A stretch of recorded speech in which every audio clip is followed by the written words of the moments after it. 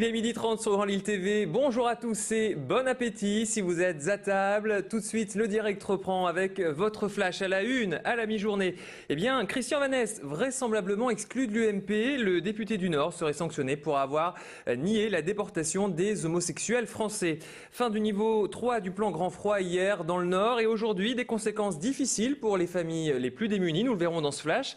Et puis, on terminera avec les amoureux qui célébraient hier la Saint-Valentin en ce 14 février, parfois de manière très originale.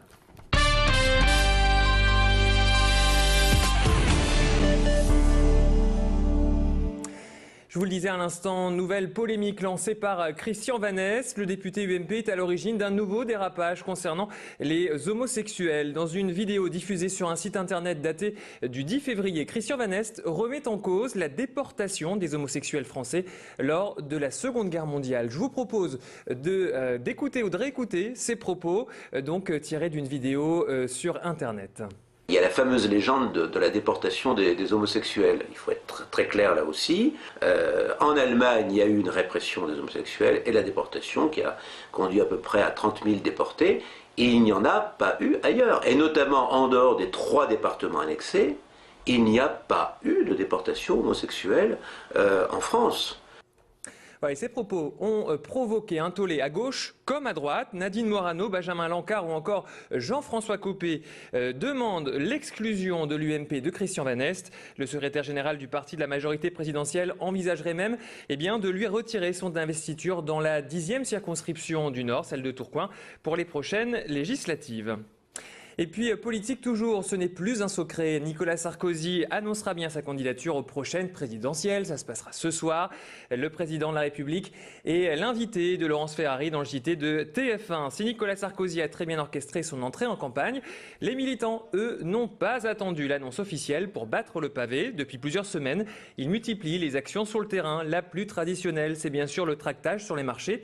Comme ici, à Lille, dans le quartier d'Oisem, hier matin, Hervé-Marie Morel, accompagné d'une petite poignée de jeunes militants, est allé à la rencontre de ses électeurs, car il a été investi par l'UMP dans la première circonscription pour les prochaines législatives de juin. On va écouter Hervé-Marie Morel au micro de Jimmy Eucheon. Eh bien, pour lui, sa propre campagne s'inscrit dans celle de Nicolas Sarkozy. On l'écoute. Ce lancement de campagne va marquer une étape supplémentaire de cette campagne présidentielle et une nouvelle dynamique. Et les gens, je pense que très sincèrement, en tout cas, dans les rangs de l'UMP, les gens l'attendent avec beaucoup d'impatience. Et autour de nous, les habitants, les citoyens sont attentifs aussi à cette déclaration de candidature parce qu'ils savent très bien que Nicolas Sarkozy en campagne est un candidat redoutable. Et puis à noter que Nicolas Sarkozy donnera ses premiers meetings de campagne demain à Annecy, dimanche à Marseille. Et puis, d'après les rumeurs aujourd'hui, on parlerait d'un meeting de Nicolas Sarkozy le 23 février prochain à Lille. C'est toujours à confirmer. Pour l'instant, la préfecture dément cette information. Un point sur la météo, le Redour s'installe dans la métropole. Depuis lundi, les températures sont à nouveau positives. Avec cette remontée du mercure, la préfecture du Nord a donc levé hier le niveau 3 du plan Grand Froid. Depuis hier, donc, les salles de Croix au Bourdin et Wattrelos, qu'on peut voir sur ces images, ne sont plus réquisitionnées. Pendant une quinzaine de jours, le centre de Wattrelos a accueilli une quinzaine de familles, soit une soixantaine de personnes, en leur offrant un hébergement au chaud, des vêtements et des repas. Hier, au moment de la fermeture, il régnait une forte émotion entre ces familles et les bénévoles qui ont partagé une quinzaine de jours de vie commune. Je vous propose justement d'écouter ce témoignage d'un papa d'origine rome. Il nous explique les difficultés qu'il va rencontrer désormais puisqu'il se retrouve à la rue avec sa famille. Ici, c'est tout le monde très gentil déjà con nous et donne une solution pour nous. Et c'est fait comme ça, c'est terminé un peu mal pour nous. Pour moi et pour ma famille, excusez-moi parce que c'est un peu émotif, comme on se dit, et pas parler français, émotion et pas parler français bien. Et c'est terminé un peu mal pour nous, parce qu'il n'y a pas de solution, nous les partis maintenant. C'est fini comme ça, il n'y a pas de solution tout le monde. Lille donne un coup de pouce pour l'apprentissage de la lecture. La ville a lancé 15 clubs intitulés Coup de pouce dans les écoles de la commune.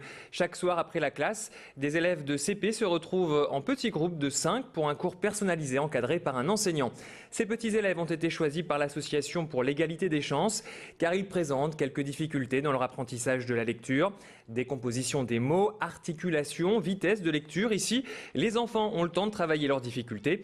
À l'origine, ce dispositif avait été lancé dans les zones d'éducation prioritaire, mais aujourd'hui, ces clubs coup de pouce se sont généralisés. Autre objectif, c'est bien sûr bien donner le goût de la lecture dès le plus jeune âge. Et donc, pour ce faire, une fois par mois, les enfants se rendent à la bibliothèque municipale, comme c'était le cas hier. Et j'ai vu comment on regardait des livres et j'en ai vu quelques-uns. Et elle sert à quoi cette carte? Pour emprunter des livres et pour lire à la maison. J'ai pris des livres de voiture et j'ai pris des DVD. Et il y a beaucoup de livres ou des BD. Ouais, et tu vas venir souvent à la bibliothèque maintenant alors? Oui. Et puis comme promis en titre, un mot de la Saint-Valentin. Hier, tous les moyens étaient bons pour exprimer ou réexprimer son amour à sa moitié en ce 14 février. Certains avaient misé sur l'originalité avec des déclarations diffusées toute la journée d'hier en gare à Lille-Flandre. La SNCF a proposé aux internautes de laisser leurs messages sur Internet, puis ces poèmes ont alors remplacé les infotrafics sur les panneaux géants. Des comédiens ont même cité ces textes aux voyageurs. Voilà, on va se quitter avec cette belle opération et on va se retrouver tout de suite pour la météo, toujours en direct. Un très très bon appétit à tous.